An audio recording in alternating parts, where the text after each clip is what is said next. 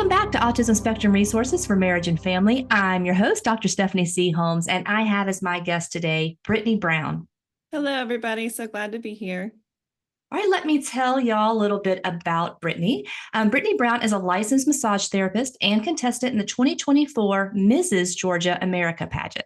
Brittany's mission on this platform is to elevate the conversation around neurodiversity with a particular emphasis on understanding and advocating for women with autism. Her journey from acquiring a master's degree in international affairs at Georgia Tech to embracing holistic healing practices, including somatic and psychedelic therapy, offers a unique lens through which she views and addresses the complexities of the human mind and body. As a late diagnosed autistic woman, Brittany leverages her personal experience to foster deep connection and offer empathy in her therapeutic work, making her an invaluable asset to the neurodiverse community, and I would say community at large. Outside of her profession and advocacy work, she indulges in hobbies like sand volleyball, creative arts, and violin, reflecting her commitment to a balanced and enriching lifestyle. So many places to go, but can we start maybe with your journey as a later in life diagnosis? And we'll kind of talk a little bit because, it tends to run in families. So what was this journey like for you? What led you to think, hey, maybe I should be evaluated or assessed? Yeah. So my husband and I have been married for about 13 years now. And early on, we would be in disagreements, and he would ask me if I thought I was on the autism spectrum. And during the fight, okay. And so for me, this was really hard because I always knew I was different. I've grown up just feeling really different from everybody else and not knowing why. And then to be in the middle of an argument or a disagreement, even if it wasn't necessarily heated, and then ask such a vulnerable question about a spectrum disorder that most people don't understand. And even I at that time didn't really understand, was kind of offensive. So it took me a really long time to even come around to the idea of being evaluated. I like to say that my journey obviously starts when I was a kid. I grew up being able to be part of literally any group that I wanted to be. I was an athlete. I was one of the smarter kids in my class. I skipped a grade, so I was always in the academic group as well. I was in the artistic group. I was in the music group, so it's like I could fit really anywhere I wanted to, but I never really felt like I was fully understood in any one of those groups. It was like just these little aspects of me were showing up everywhere. And so after getting diagnosed, I realized the reason that I could fit anywhere was because of pattern recognition.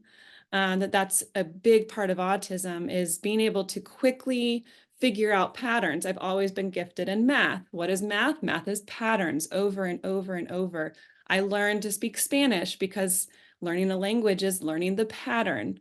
I even became I did my bachelor's in English literature, mostly focusing on patterns that I would find throughout literature, not because I was really gifted at vocabulary or anything like that. So my pattern recognition is probably was one of the biggest indicators and strengths from my autistic brain.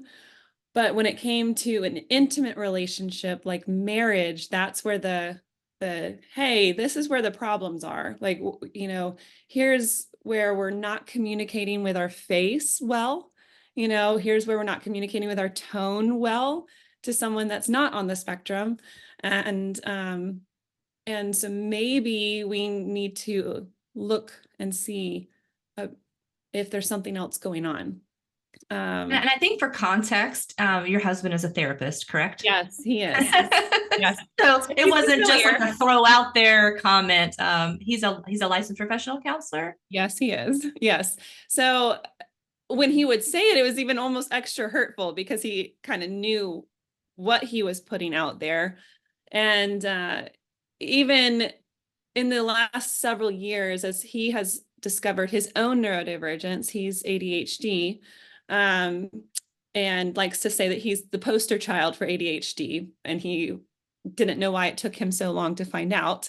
As he was discovering his and accepting his, and as well as trying to figure out ways to overcome it, that brought around the conversation in a more positive light for me discovering and evaluating whether autism was really actually there. Also having kids, having kids has brought out the diagnosis. As our oldest, we found out she was ADHD when she was about 7 years old. But then a couple years later, we started seeing some social signs that there's probably autism as well. So having her reevaluated and finding out that she's ADHD, meaning that she has autism and ADHD.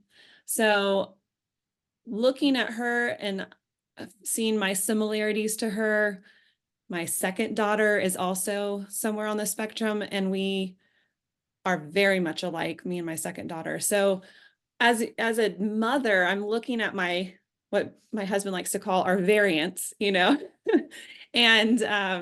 going, oh, okay, that is me. I see myself there, and this is linked to this typical neurodivergent mind. So then what does that say about myself?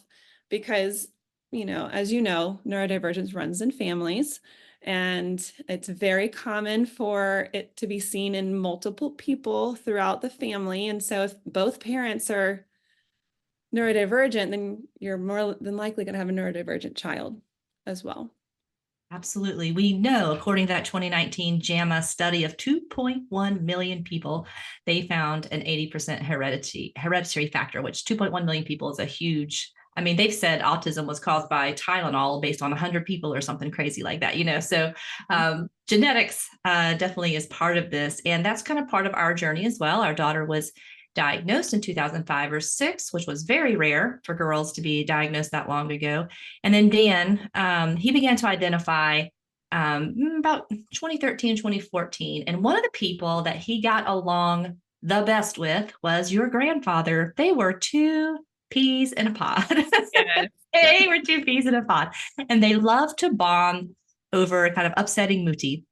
And because when Muti would travel like to Israel and Dan would stay with your grandfather, she would have everything laid out, like what to wear and what should be cooked and what should be made, because she was, very organized. And like the first night out, David would say, "Let's go to Subway.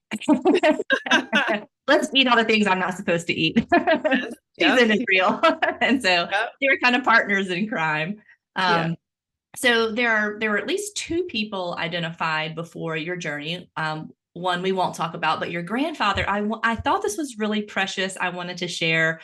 He had asked me for a book to read about Asperger's syndrome. So this original book, which was written in 1995, he at first was really struggling with it because he was in his late 70s, and autism to him meant intellectual challenges. And he was a brilliant man. He was a Navy pilot. He was a Delta pilot. He was really struggling with spectrum. I am so smart. And he said, "And I'm very charming." And I was like, "Yes, you are." That doesn't mean autistic people can't be charming. But I love some of these comments. I'll share them really quickly.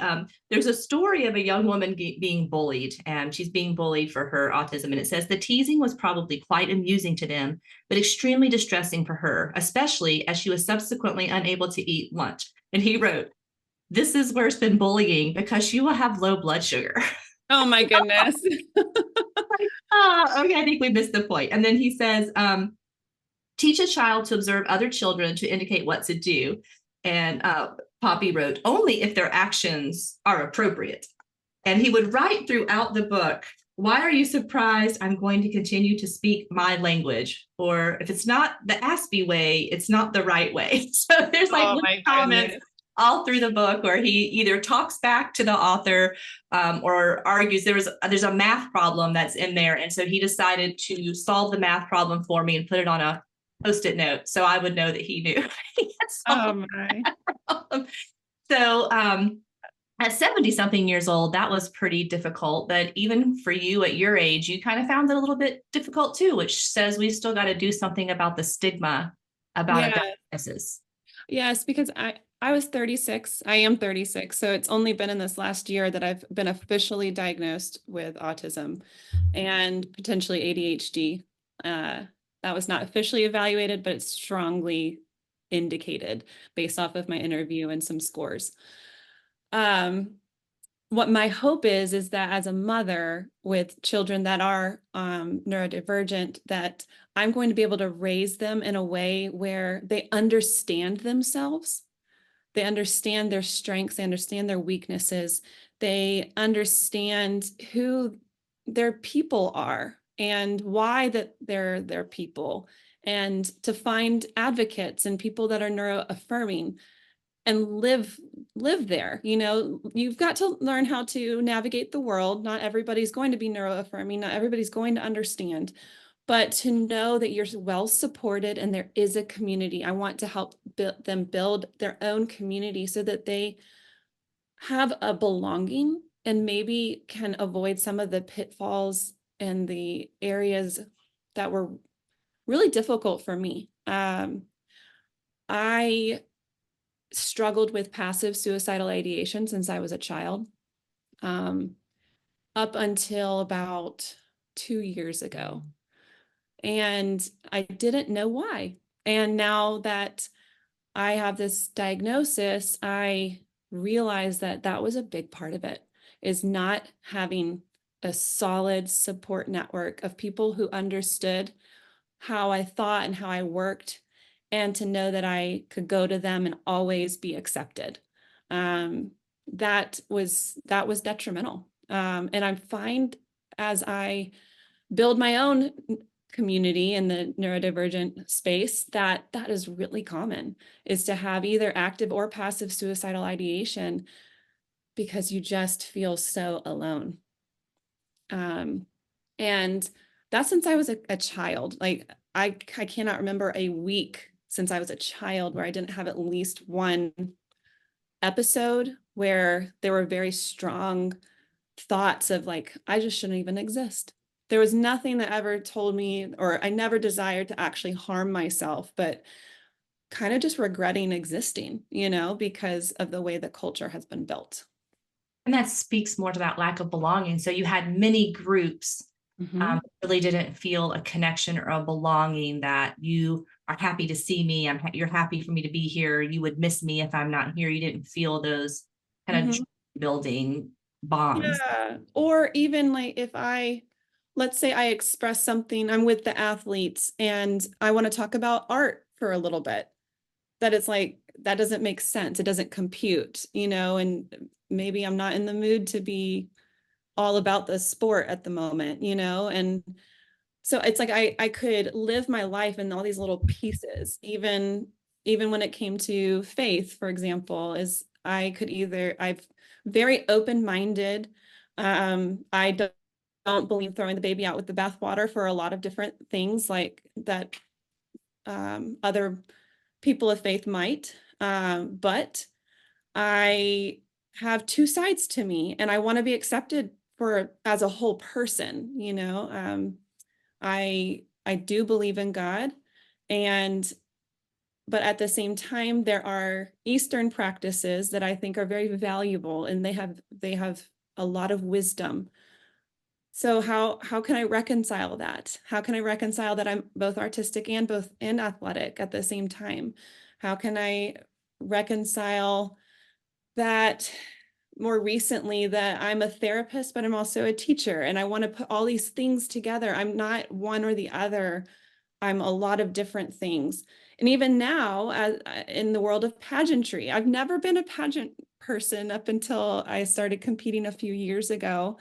So how do I put that piece into me where I'm actually getting a lot of community with other women, and I'm growing a lot. In fact, that's part of my journey and my diagnosis too, is that the pageant experience brought forward how much sensory processing issues I actually have, because I'm wearing, you know, extensions, I've got eyelashes, I'm in heels, I'm in clothing that's not like comfy and cozy, you know, it's a little more structured and it makes you kind of prim and proper and sitting straight up and down. And then having to smile so much, so I love smiling. That's not the problem. It's that it brought out so much sensory processing for me, but I'm still enjoying it. And so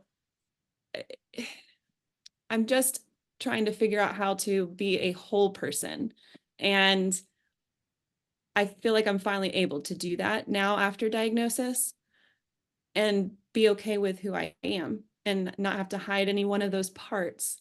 But that's partly in being able to have friends that can accept me as a whole person too, because they want the same thing. They want to be accepted as a whole person, and they haven't found that up until recently as well.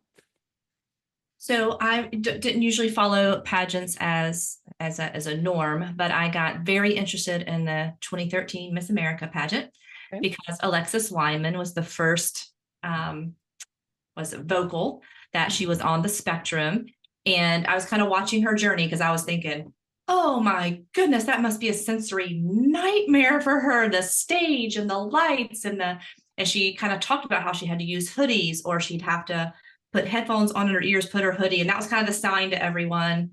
Alexis needs some space. She's not going to come out, especially with the television aspect. And, people are all up in your business and interviewing. And she did well. She made the America's Choice that year. I think Jenny Garth kind of helped that out. She told everybody to vote for her. But I got really just interested in her journey from that because she kind of explained before she knew about her diagnosis, she was always just trying to be like, quote, a normal girl. So normal girls are cheerleaders. Normal girls care about their hair. Yeah. Other girls want to be in pageants, so I'll be in a pageant. And then it was like, then it kind of became like you, like, how do I use this as a platform, to bring a broader awareness, especially to women on this through the pageant platform. Right. And it's interesting because the first 3 years that I've competed, I really didn't know what I stood for. And it was because I was still trying to find myself, And so with pageantry, in the first 3 years, I think I was just trying to figure out the pattern. Again, I graduated from high school when I was 16. I had 2 bachelor's degrees by the time I was 19. And by the time I was 21, I had my master's degree. So for me, academics was pretty simple. Figure out what the professor wants. It's a pattern and give it to them, and you can do a lot with that. Which is saying something since one of your degrees came from GT. I'm just saying. Yeah. Both of my parents went to Georgia Tech, so it was nice to actually get a degree that my parents, from the same school my parents did too. But for pageantry, I was trying to figure out the pattern, and I've had at least 2 of the 3 years where people were blown away that I didn't win.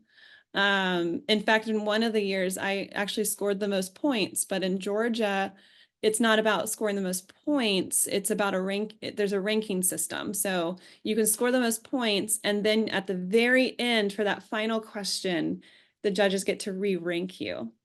And so I didn't make it on the re-ranking part. And part of that, I believe, is the interview.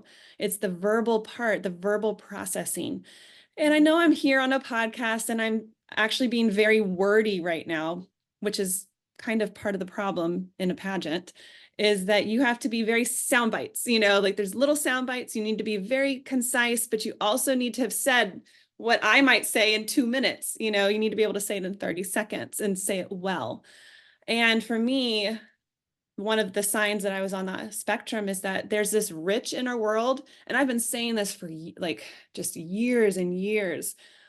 And I didn't know it was a spectrum thing until I started really researching, is that there's a rich inner world that you have trouble getting out.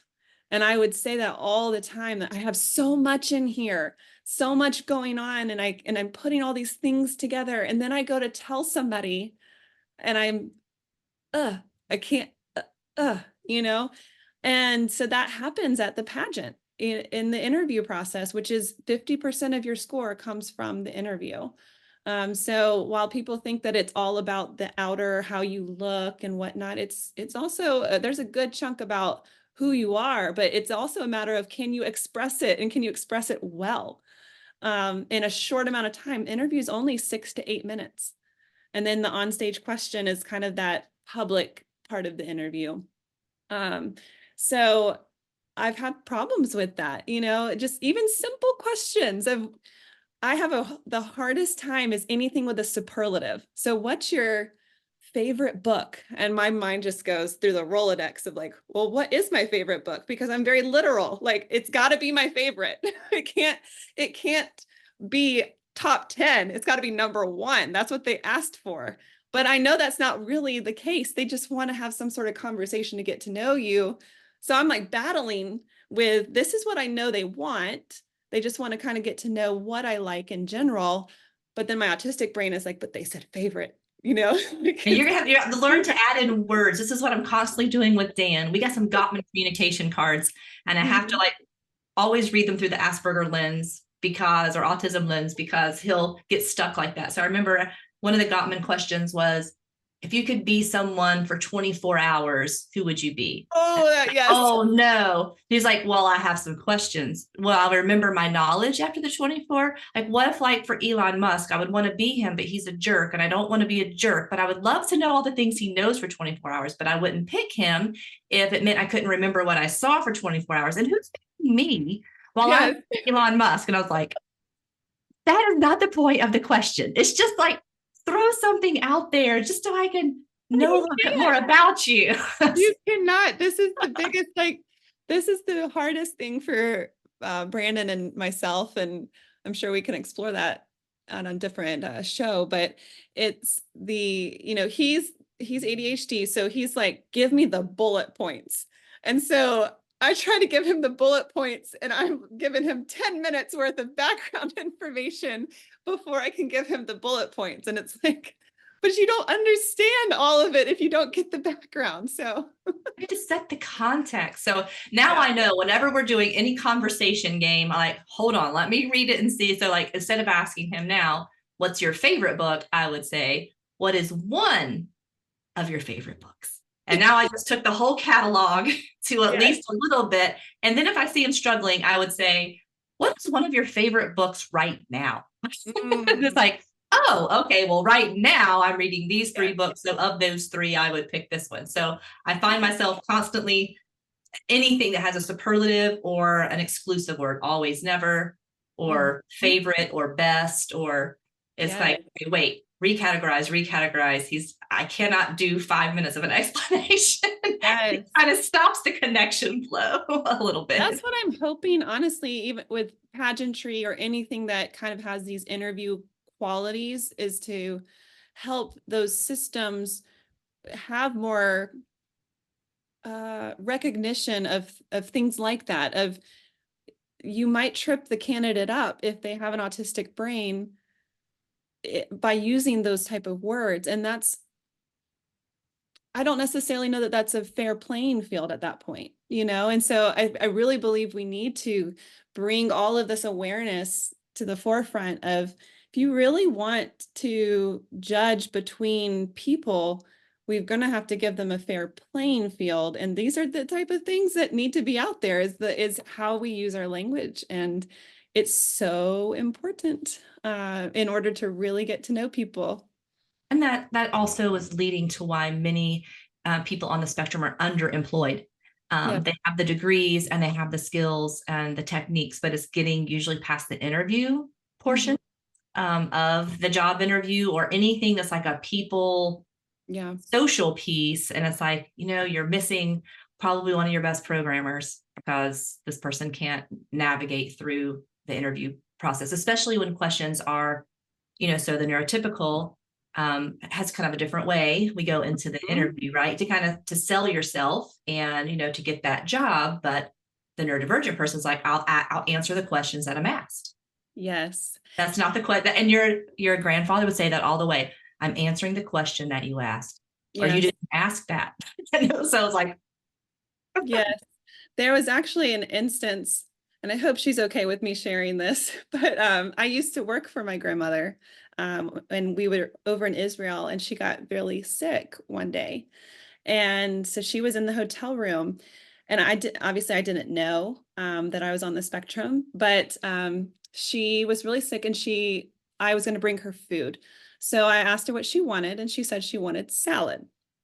So I brought her salad and she was so upset with me because I didn't bring her soup and all these other things. And, she's like, I'm sick. You're supposed to know what to bring me. And I'm like, but you told me to bring you salad. So I brought you salad. I didn't infer that there were all these other things to bring.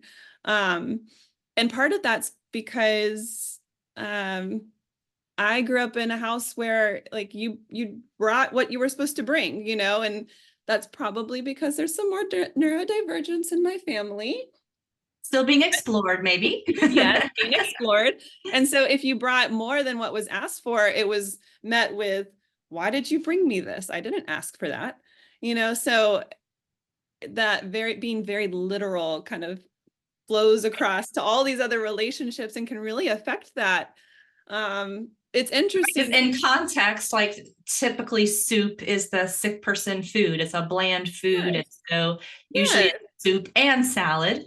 Yes. Would go together. Why she would think that soup would have been at this point, I understand why she thought soup would have been a natural thing I would have brought her. But for my very literal brain, I only brought what was asked for. So that was an interesting instance where I could definitely see it being misunderstood and not just okay. And I was so confused at that moment. Looking back on it, we've had a lot of really good times and whatnot. So one of the things I've had to process after having a diagnosis is the idea of people not being literal. And so there's been instances I've had to process of being gullible. We know between me and my husband that I am not the person to sit in a sales pitch alone. They will sell me every time because I believe them every single time. I'm so gullible.